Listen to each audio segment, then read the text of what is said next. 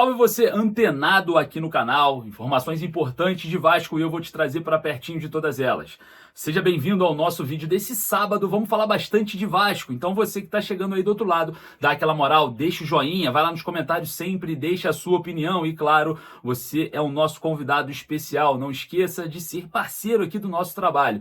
A 1xBet também, que é parceira aqui do nosso canal, tá dando um presente muito especial para você. Corre lá no primeiro comentário fixado, clique no link e assim que você fizer o cadastro, você já ganha 100% de bônus e também R$ 100 de presente de primeiro depósito, beleza? Então não perca essa oportunidade com a 1xBet. Lá no primeiro comentário fixado e hoje tem Brasileirão e a gente vai fazer todos os nossos palpites, obviamente linkados aos jogos do Vasco, que é apenas na segunda-feira pelo Brasileirão e na quinta pela Copa do Brasil. Então vamos juntos com a 1xBet. Mas nesse vídeo nós vamos falar bastante sobre Vasco, vamos falar bastante sobre as questões de lesão, vamos falar bastante sobre todas essas questões envolvendo a questão organizacional dessa equipe e olha, preocupação, tá? Lesões, jogadores sentindo dores, as informações que eu tenho não são nada boas a respeito de atletas que são praticamente únicos nesse elenco, né? O Vasco deve buscar, obviamente, reforços para essas posições e a gente, obviamente, vai falar muito sobre esses assuntos. Então você que está aí do outro lado,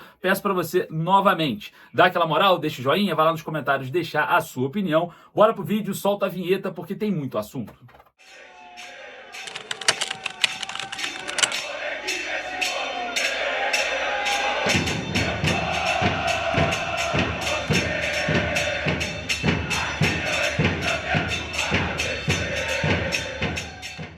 Rodada do Campeonato Brasileiro, exatamente, se inicia a 24ª rodada e a gente vai obviamente acompanhar toda essa movimentação de uma rodada que é importante e começa hoje, de olho, né, no Vasco na tabela de classificações, porque no Antônio Ascioli o Atlético Goianiense enfrenta o Juventude que tem os mesmos números de pontos que o Vasco, 28, mas está por conta de critérios de desempate uma posição abaixo, né, está na 11ª colocação, enquanto o Vasco com os mesmos 28 está na 10ª colocação. Eles se enfrentam, né, Atlético Goianiense e Juventude hoje no Antônio Ascioli a partir das 4 da tarde. Partida essa que interessa diretamente ao Vasco, sim, na tabela de classificações. E vale ressaltar que essa rodada é uma rodada que antecede a Copa do Brasil. Então, existe a possibilidade de algumas equipes que ainda estão na competição de poupar jogadores. Lembrando, né, que o Juventude eliminou o Fluminense e também está nessa competição. Bom, outros jogos que vão acontecer no Brinco de Ouro da Princesa, o Palmeiras recebe o Cuiabá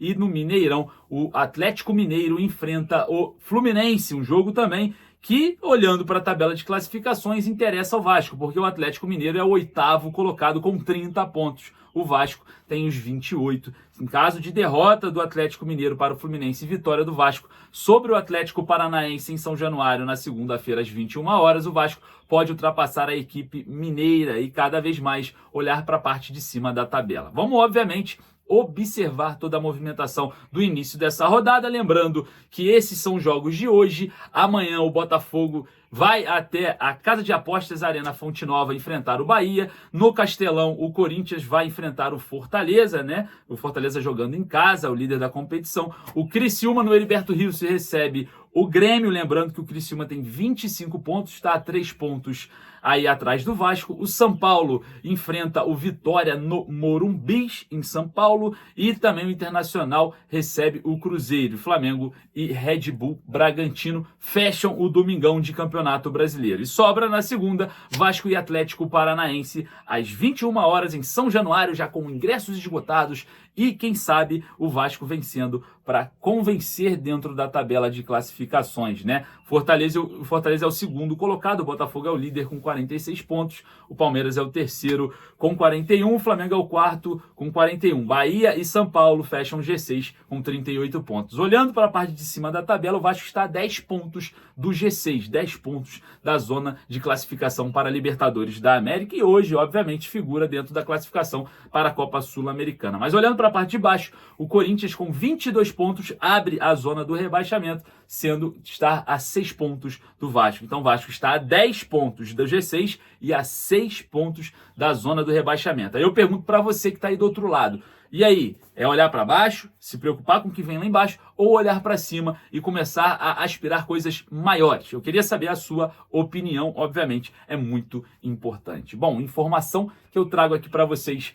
de forma exclusiva, né, que foi nos nossos canais, que fez com que essas informações fossem muito bem apuradas, é que tem jogadores com problemas musculares, jogadores recebendo analgésicos injetáveis para atuar. E obviamente a gente vai falar bastante sobre esse problema e eu vou trazer para vocês um exemplo, né? O volante Hugo Moura, que sim, tem um problema na coxa e na panturrilha, sente dores, e já tem um tempo que o atleta vem atuando sob auxílio de analgésicos injetáveis, tá? A famosa injeção, né?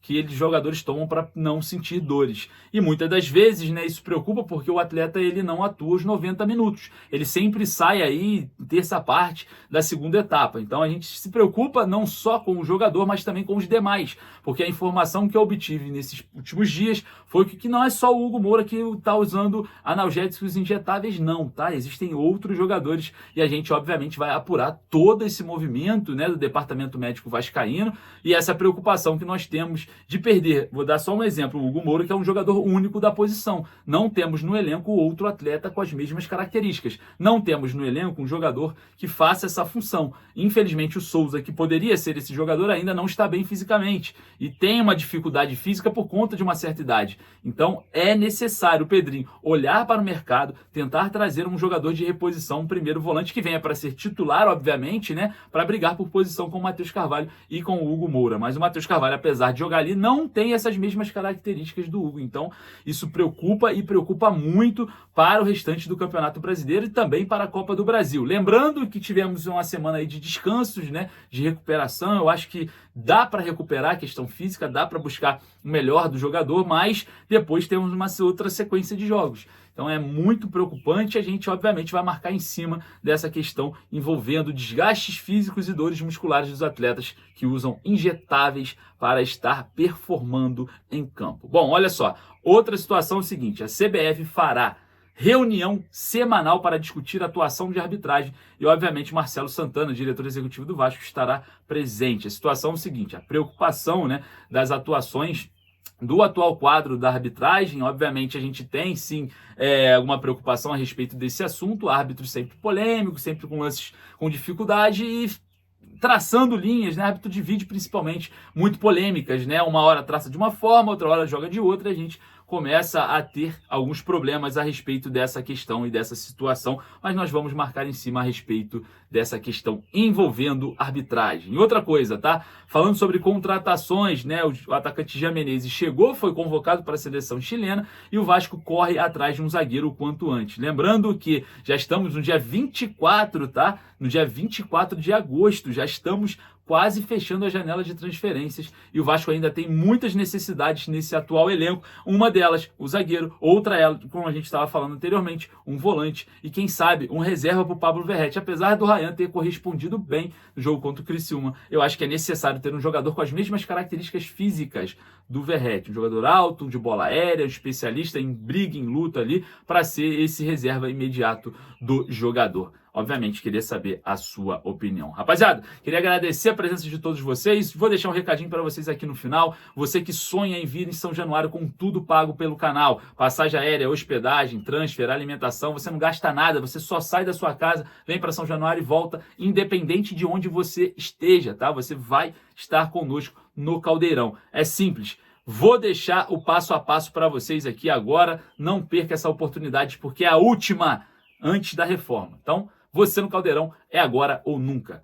Pega a visão. Forte abraço. Saudações vascaínas. Rapaziada, é o seguinte. Você no Caldeirão, você de qualquer lugar do Brasil, pode vir para São Januário com tudo pago pelo canal. É simples. Corre lá no Instagram, @você no Caldeirão. O link tá aqui, ó, na biografia. Você vai concorrer a passagem aérea e de volta de qualquer lugar do Brasil.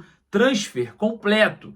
Desde a sua casa até o Rio de Janeiro e também de São Januário e de volta para sua casa. Alimentação, uma camisa original do Vasco vai pisar no gramado de São Januário e muito mais. O primeiro ganhador aqui, ó, o seu Valtair, já teve o seu prêmio e agora chegou a sua vez. Não esqueça, @você no Caldeirão lá no Instagram. O link tá aqui, ó, na biografia do @você no Caldeirão.